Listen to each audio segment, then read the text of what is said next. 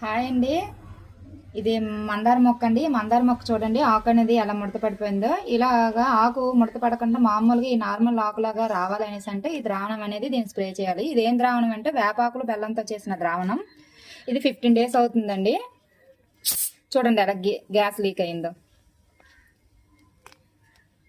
ఈ ద్రావణాన్ని 1 లీటర్ వాటర్లో 1 కప్పు వేయాలి.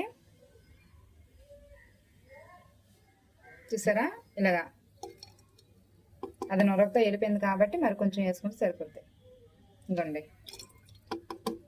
1 కప్పు.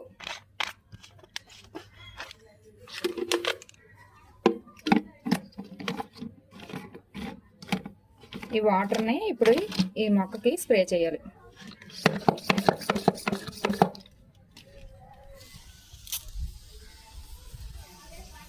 ఇలా స్ప్రే చేస్తే